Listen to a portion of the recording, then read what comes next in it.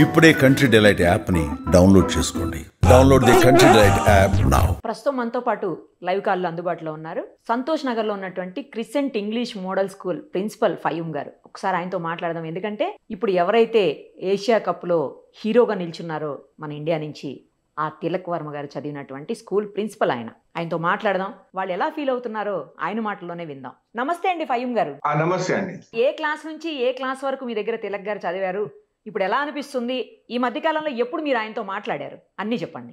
తిలక్ మా దగ్గర 6th standard నుంచి చదివారండి. క్రికెట్ కోసం వాళ్ళ కోచ్ సాలం బాష్ నా దగ్గరకు తీసుకొచ్చారు. ఎందుకంటే హైదరాబాద్ క్రికెట్ లో ఆడాలంటే స్కూల్ టీం ఉండాలి కంపల్సరీ, పైకి వెళ్ళాలంటే. దానివల్ల ఈ అబ్బాయిలో మంచి ప్రతిభ ఉందని వాళ్ళ కోచ్ అడ్మిషన్ కోసం తీసుకొచ్చారు మా దగ్గర. అయితే మేము చూసాము అబ్బాయి స్టార్టింగ్ నుంచి వెరీ ఫస్ట్ ఇయర్ నుంచి, అంటే 9-10 years ఉంది, అప్పటి నుంచి ఆయనకు మంచి ప్రతిభ ఉంది, మంచి బేసిక్ నాలెడ్జ్ ఉంది. అట్లాంటిదే స్కూల్ సపోర్ట్ చేస్తూ ఆయన స్కూల్ టీమ్ కి కెప్టెన్ ఉండే అండర్-14, అండర్-16, అండర్-19. ఆ తరపున మళ్ళా హెచ్సి హైదరాబాద్ క్రికెట్ కి కూడా అండర్-14 లో కెప్టెన్ ఉన్నాడు. మంచి పర్ఫార్మెన్స్ చేసిండు. అండర్-16 స్టేట్ కూడా ఆడిండు టీమ్ లో. దానికి బీసీసీఐ లో ఆల్ ఇండియా రికార్డ్ అవార్డు కూడా వచ్చింది దానికి, హైయెస్ట్ రన్స్ కి అండర్-16 స్కూల్ ఆడినప్పుడు. తర్వాత ఇండియా అండర్-19 వరల్డ్ కప్ కూడా ఆడిండు. అయితే చాలా మేము మంచిగా అనిపిస్తుంది. దానికి కోచ్ రోల్ చాలా ఎక్కువ ఉండే, ఆయన కోచ్ సాలం బాష్ రోల్ చాలా ఎక్కువ ఉండే. స్టార్టింగ్ నుంచి ప్రతి చిన్న అంశానికి ఆయన సపోర్ట్ చేస్తుండే. క్రికెట్ అంటే చాలా ఈజీ కాదండి, చాలా ట్రావెలింగ్ చేయాల్సి వస్తుంది. గేమే కాకుండా దాని గురించి మళ్ళా ప్రతి చిన్న అంశానికి ఆయన లంచ్ చేసిండా లేదా, బ్రేక్ఫాస్ట్ చేసిండా లేదా, ప్రతి అవర్స్ మాతోటి పర్మిషన్ తీసుకొని అవర్స్ ఆఫ్ చాలా చాలా గంటలు 6 hours కనీసం డైలీ ప్రాక్టీస్ చేయించడం ఆయనకి వెరీ ఫస్ట్ డే నుంచి. అంటే ఆ చిన్నప్పటి నుంచి ఆ టైం టేబుల్ చాలా స్ట్రిక్ట్ గా ఉంటుండే తిలక్కి. మళ్ళీ వీకెండ్స్ లో, ఆఫ్ సీజన్ లో నా దగ్గర తీసుకురావడం, స్పెషల్ క్లాసెస్ తీసుకొని చదివించడం. ఎందుకంటే కనీసం స్కూలింగ్ అయినా బాగుండాలని. స్టడీస్ ని కూడా ఎటువంటి మినహాయింపు లేకుండా కూడా చదివిండు. కానీ ఎక్కువసేపు క్రికెట్ గ్రౌండ్ లో, క్రికెట్ క్యాంప్ లో ఆయన స్పెండ్ చేస్తుండే. ఎప్పుడు మాట్లాడారండి లాస్ట్ మీరు? నేను ఇది ఐపీఎల్ టైంలో మాట్లాడండి ఆయనతోటి. ఐపీఎల్ తర్వాత మాట్లాడిన. ఐపీఎల్ వెళ్లే ముందు కలిసిండు కూడా. ఈ మధ్య నేను ఎక్కువ అవుట్ ఆఫ్ స్టేషన్ ట్రావెలింగ్ లో ఉండే కాబట్టి ఆయన ఇప్పుడు ఇంటర్నేషనల్ క్రికెటర్ అయితే చాలా చాలా స్ట్రిక్ట్ షెడ్యూల్ ఉంటది, ఎక్కువ ట్రావెలింగ్ ఉంటది ఆయనకి. ఆయన ఇంటికి తన ఇంటికి వచ్చిన 1 రోజుకి 2 రోజులకే వస్తాడు. అంతే కదా. మళ్ళా ఎన్సీఏలో ఉండాల్సి వస్తుంది. బీసీసీఐ సి కాంటాక్ట్ ఉంది కాబట్టి ఏదైనా ఇంటర్నేషనల్ మ్యాచ్ లేనప్పుడు కూడా ఎక్కువ ట్రైనింగ్ కోసం ఎన్సీఏలో ఉంటాడు. స్టార్టింగ్ నుంచి డే 1 నుంచి ఆయనకి ఎక్కువ ప్రోత్సహించినది వాళ్ళ కోచ్ సాలం బాష్ అండి. ప్రతి చిన్న చిన్న అంశానికి. ఇవాళ కూడా నిన్న మ్యాచ్ అయిన తర్వాత కూడా మ్యాచ్ గెలిపించి ఆయన రిటర్న్ వచ్చిన తర్వాత ఫస్ట్ కాల్ చేసింది కోచ్ కి అండి. First call, very first call చేసింది కోచ్ కి. అంటే మేము చాలా గర్వంగా ఫీల్ చేస్తున్నాము. హైదరాబాద్ కే కాదు, ఇండియాకి మంచి పేరు తెచ్చారని. అది మన తెలుగు అబ్బాయి అని చాలా చాలా గర్వంగా, స్పెషల్లీ పాకిస్తాన్ తో గెలిచినాం కాబట్టి ఆ బీన్ అనేది మనకి ఎక్కువ రెట్టింపు అవుతుంది. చాలా గర్వంగా ఫీల్ అవుతున్నాము. నేను కూడా క్రికెట్ బ్యాక్గ్రౌండ్, నేను కూడా లెవెల్ క్రికెట్ కోచ్, నేను కూడా క్లబ్ క్రికెట్ ఆడతాను. కానీ స్టార్టింగ్ నుంచి ఎక్కువ ఆయన గురించి కేర్ చేసినది. ఇప్పుడు క్రికెటర్ కాబట్టి ఆయనకి అంత స్టార్టింగ్ లో ఫ్రీడమ్ ఇచ్చినాం కోచ్ కి కానీ, ప్లేయర్ కి కానీ. ఈయనకి మంచి పొటెన్షియల్ ఉంది. వెరీ అర్లీ ఏజ్ లో డిటెక్ట్ చేసి ఈయనకి ఇట్లనే కానివ్వండి అని మేము ఆయనకి ఛాన్స్ ఇచ్చాము. నిజంగా ఎట్లయితే ఆయనకి ఛాన్సెస్ వచ్చినాయో స్కూల్ టీమ్ కి గానీ, క్లబ్ టీమ్ కి గానీ, మళ్ళా హెచ్సికి గానీ, రంజీ ట్రోఫీలో ప్రతి టైంలో ఆయన మంచి పర్ఫార్మెన్స్ చేసిండు. మా ఇండియా అండర్-19 వరల్డ్ కప్ ఆడిండు. ఫైనల్ ఇండియాలో అనుకోకుండా ఓడిపోయింది. మేము అది ఫీల్ అయినాము, ఇండియా ఓడిపోవడం తిలకున్న తర్వాత కూడా. కానీ మంచి పర్ఫార్మెన్స్ చేసి మళ్ళీ మంచి కంబ్యాక్ చేసి ఐపీఎల్ కి వచ్చిండు. మనం చూస్తూనే ఉన్నాం, ఐపీఎల్ లో చాలా మంది వెళ్తారు, చాలా అది గ్లామరస్ గా ఉంటది. కానీ దానిలో రిటైన్ అయ్యి ఇన్ని సంవత్సరాల నుంచి అదే టీం కు ఆడుతున్నాడు. ఆయన కెరియర్ లో ఇంపార్టెంట్ అంశం ఏంటంటే మేమైతే ఏం గమనించామంటే, ఒక వ్యక్తి కింద క్రికెట్ నుంచి పైకి వెళ్తున్నాడంటే చాలా మంది కోచెస్ వస్తారు, మెంటర్స్ వస్తారు, టెక్నిక్ చేంజ్ అవుతుంటది.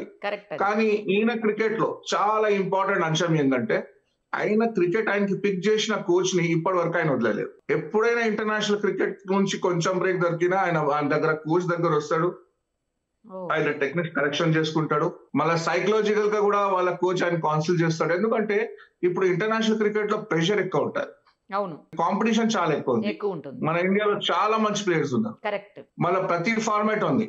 ఎగ్జాక్ట్లీ. ఇప్పుడు తిలక్ ఇంటర్నేషనల్ క్రికెట్ లో ఎక్కువ ఛాన్స్ వచ్చేది మనకి T20లో. కానీ నిన్న ఏషియా కప్ లో ఆడిన ఇన్నింగ్స్ చూస్తే ఎంతమైతే అది చాలా పేషెంట్ గా ఆడిండో, వచ్చే రోజులో ఆయనకి వన్డే క్రికెట్ లో కూడా కానీ టెస్ట్ మ్యాచ్ లో కానీ ఎక్కువ ఛాన్సెస్ వచ్చే అవకాశాలు ఉన్నాయి.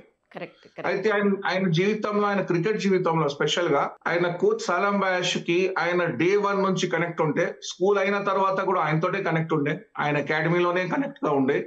ఇప్పటి వరకు కూడా ఏం అడ్వైస్ తీసుకున్నా ప్రతి మ్యాచ్ ముందు కాల్ చేస్తాడు, మ్యాచ్ తర్వాత కాల్ చేస్తాడు. ఎక్కడ ఉన్నా, ఇండియాలో ఉన్నా బయట ఉన్నా, ఆయన కాల్ చేయడం, సూపర్, ఆయనతో అడ్వైస్ తీసుకోవడం అది జరుగుతుంది. అదే one of the main reason ఈయనకి ఈ స్థాయికి వచ్చిండు. కరెక్ట్ లేండి, అంతే కావచ్చు. గురువుకి ఇచ్చే గౌరవం కూడా ఇంపార్టెంట్ కదా, గౌరవం ఇవ్వడము. మళ్ళీ గురువు కూడా ఆయనకి కూడా చాలా మంది స్టూడెంట్స్ ఉన్నారు. ఇప్పుడు తిలక్ వర్మ ఒకటే కాకుండా మా స్కూల్ నుంచి చాలా మంది ప్లేయర్స్ స్టేట్ ఆడారు ఆ రోజుల్లో. మళ్ళీ ఆయన క్లబ్ నుంచి, క్యాంప్ నుంచి చాలా మంది రంజీ ట్రోఫీ ప్లేయర్స్ ఉన్నారు, చాలా మంది స్టేట్ 14, 16, 19 వాళ్ళకు కూడా కోచ్ ఆన్ ఫీల్డ్ లో యాక్టివ్ గా ఉండాల్సిందే.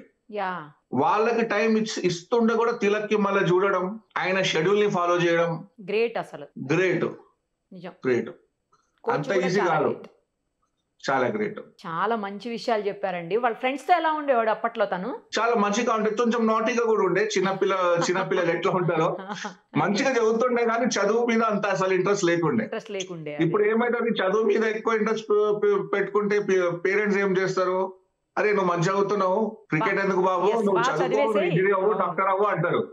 అందుకే మంచి చదివిన తర్వాత కూడా ఆయన ఎక్కువ చదువు మీద ఇంట్రెస్ట్ చూపించకపోతుండే. 10th స్టాండర్డ్ అయినా ఫస్ట్ డివిజన్ లో పాస్ అయ్యిండు. ఒకవేళ చదువు మంచిగా లేకుంటే ఎట్లా పాస్ అవుతాడు? బోర్డ్ ఎగ్జామ్ ఫస్ట్ క్లాస్ లో పాస్ అయ్యిండు. అయితే బోర్డ్ ఎగ్జామ్ ఫస్ట్ క్లాస్ లో పాస్ అవడం అంత ఈజీ కాదు, అంత తక్కువ టైంలో. ఆయనకి చాలా మంచిగా ఉండే. ఇప్పుడు చూడండి, ఇప్పుడు ఇంటర్నేషనల్ క్రికెట్ ఎట్లా ఇంగ్లీష్ లో మాట్లాడతాడు, బేసిక్స్ చాలా బాగున్నాయండి, అంతే కదా. కానీ ఎక్కువ అప్పుడే చదువు మీద ఇంట్రెస్ట్ చూపిస్తే మళ్ళీ పేరెంట్స్ క్రికెట్ లో లైఫ్ ఉంటుందా లేదా, నువ్వు చదువు వైపు కూడా వెళ్ళమని చెప్తారని స్టడీస్ కి ఎక్కువ అవాయిడ్ చేస్తుండే. కానీ ఎగ్జామ్స్ ఉన్నప్పుడు మంచిగా చదువుకుంటుండే, మంచిగా మార్క్స్ తెచ్చుకుంటుండే. క్రికెట్ కాకుండా చదువుతుండా లేదా, కనీసం బోర్డ్ ఎగ్జామ్ రాసేయడానికి క్షమత ఉందా, స్పెషల్ క్లాసెస్ ఏమైనా అవసరం ఉన్నాయని కూడా కోచ్ చూసుకుంటుండే. గ్రేట్, అసలు కోచ్ చాలా గ్రేట్. ప్రతి చిన్న పేరెంట్స్ వస్తుండే, కానీ ఎక్కువ కమ్యూనికేషన్ కోచ్ తోనే ఉంటుండే. ఆయన కోచే మెంటర్ గా, కోచ్ గా, పేరెంట్ గా అన్ని ఆయనే. అంటే పేరెంట్స్ కు కూడా వస్తుండే, తెలుసు, వాళ్ళకి కంటాక్ట్ చేస్తుంటే నాకు రెగ్యులర్. ఇప్పుడు కూడా వాళ్ళ ఫాదర్ అప్పుడప్పుడు కంటాక్ట్ లో ఉంటారు, కానీ ఆయన రెస్పాన్సిబిలిటీ అనేది మొత్తం కోచ్ పైన ఉండే. వాళ్ళు కూడా కోచ్ ఎట్లా చెప్తే అట్లా ఫాలో అవ్వడం. ఆయన ముందే పేరెంట్స్ తో మాట్లాడుకున్నారు, మీ బాబులో మంచి పొటెన్షియల్ ఉంది, మా మీద వదిలేయండి, మేము మొత్తం చూసుకుంటాము, మేము చూసుకుంటాము. అరే క్రికెట్ చాలా పెద్ద గేమ్, మళ్ళీ చాలా ఎక్స్పెన్సివ్ గేమ్, మేమంతా చేయలేకపోవచ్చు అంటే నేను మొత్తం చూసుకుంటా అని మొత్తం కోచ్ స్టార్టింగ్ నుంచి ఆ రెస్పాన్సిబిలిటీ అనేది తీసుకొని ఇప్పటి వరకు కూడా, ఇప్పుడు ఇంటర్నేషనల్ వచ్చేసిండు ప్లేయర్ వదిలేద్దామని కాదు, జస్ట్ పోస్టర్ బాయ్ గా యూజ్ చేయడం అని కాదు, ప్రతి చిన్న అంశానికి ఆయనకి ఏం ప్రాబ్లం ఉన్నా తెలుసుకొని దానికి సొల్యూషన్ చేయడము ఆయన చూస్తుంటాడు. ఇది చాలా మంచిది. హైదరాబాద్ కి, తెలంగాణకి, మన తెలుగు రాష్ట్రాలకి, ఇండియాకి ఇంత ప్రెషర్ సిచ్యువేషన్ లో ఇట్లాంటి దాంట్లో కూడా ఏషియా కప్ ఫైనల్ లో గెలవడం నేను ఎక్స్పెక్ట్ చేస్తుండే. ఆయన 30-40 రన్స్ కి కాగానే ఇండియా వికెట్స్ పడుతున్నాయి. ఈ ఒక్క బ్యాట్స్మెన్ ఒకవేళ 60 to 70 వస్తే మ్యాన్ ఆఫ్ ది మ్యాచ్ కూడా వస్తుంది, ఇండియా గెలుస్తుంది. ఆ దాంట్లో ఒక 2-3 వికెట్లు ఎక్కువ పడుతుండే, ఇండియాకి ఎక్కువ ప్రెషర్ వస్తుండే. ఎట్లయినా లాస్ట్ ఓవర్ వరకు మ్యాచ్ వచ్చింది.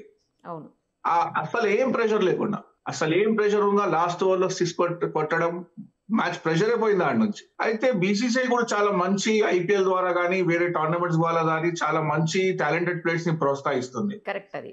ముందు ఎట్లా ఉండేదంటే ఆస్ట్రేలియన్ క్రికెట్ కంటిన్యూస్ గా వరల్డ్ కప్ గెలవడం దానికి రీజన్ ఏమిటంటే వాళ్ళ దగ్గర మంచి బెంచ్ స్ట్రెంత్ ఉండే. అదే ఇప్పుడు ఇండియా దగ్గర ఆస్ట్రేలియా కన్నా ఎక్కువ మంచి బెంచ్ స్ట్రెంత్ ఉంది. స్పెషలైజ్ టీమ్ టెస్ట్ మ్యాచ్ కి కానీ, స్పెషలైజ్ టీమ్ వన్డే టీమ్ కి కానీ, T20కి కానీ వాళ్ళది స్పెషలైజ్ టీమ్ తెస్తున్నారు. ఇంకా అన్ని ఎడిషన్ లో బాగా ఆడుతున్నాయి, అన్ని ఫార్మాట్స్ లో బాగా ఆడుతున్నాయి టీంలో. వచ్చే రోజులో ఇంకా మంచి ఫ్యూచర్ ఉంది ఇండియా టీమ్ కి. చాలా మంది వాళ్ళ సీనియర్స్ రోహిత్ శర్మ, విరాట్ కోహ్లీ ఎట్లా ఆడిరో అదే దారిలో ఇప్పుడు యంగ్స్టర్స్ యశస్వి జైస్వాల్ ఉన్నారు. నా ఫ్రెండ్ ఉన్నాడు జ్వాలా సింగ్, చాలా మంచి కోచ్ ముంబైలో. ఆయన దగ్గర ఈ యశస్వి జైస్వాల్ మెంటర్షిప్ వచ్చింది. ఆయన ఆయన దగ్గరే ఆడిండు స్టార్టింగ్ నుంచి ముంబైలో ఆజాద్ మైదాన్ లో. యశస్వి జైస్వాల్ ని కూడా మేము చిన్నప్పుడు మేము చూసినాం. మన మెంటర్ మాకు ఫ్రెండ్ కాబట్టి చూసినాం ఎంత కింద నుంచి పైకి వచ్చిండు. అట్లాంటి ప్లేయర్స్ ఇండియన్ టీమ్ లో ప్రస్తుతం ఉన్నారు. యంగ్స్టర్స్ ఉన్నారు. ఈ యంగ్స్టర్స్ మంచి చేతిలో ఉందని అనిపిస్తుంది. వచ్చే రోజుల్లో T20 కానీ, వన్డే కానీ, మళ్ళీ టెస్ట్ ఛాంపియన్షిప్ కానీ ఇండియాకి గెలిచే అవకాశాలు చాలా బ్రైట్ గా ఉన్నాయి. కరెక్ట్ చెప్పారు. ఒక తరపున సీనియర్స్ ప్లేయర్స్ టీం నుంచి బయట రావడం, మళ్ళీ అదే టైంలో ఈ వచ్చే ప్లేయర్స్ లో చాలా మంచి పొటెన్షియల్ ఉండడం కరెక్ట్ అనేది చాలా మంచిగా అనిపిస్తుంది. ప్రతి తరంగంలో ఇండియా ఈసారి ఒక గ్లోబల్ పవర్ గా ఇమర్జ్ అవుతుంది. ఆ గ్లోబల్ పవర్ లో ఇమర్జ్ అయినప్పుడు స్పోర్ట్స్ కూడా పైకి ఇండియాకి తీస్తుందని మాకు చాలా సంతోషంగా ఉంది. కరెక్ట్, సంతోషంగా ఉంది. చాలా పర్ఫెక్ట్ చెప్పారండి. చాలా విషయాలు తిలక్ వర్మ గారి గురించి, అలాగే వాళ్ళ కోచ్ గురించి, ఇంకా క్రికెట్ మ్యాచ్ల గురించి అన్ని చాలా స్పష్టంగా క్లియర్ గా చెప్పారు. చాలా విషయాలు షేర్ చేసినందుకు థ్యాంక్స్ అండి. Thank you so much. Suman టీవీలో మీ పర్సనల్ అండ్ బిజినెస్ ప్రమోషన్స్ కోసం కింది నెంబర్కి కాంటాక్ట్ చేయండి.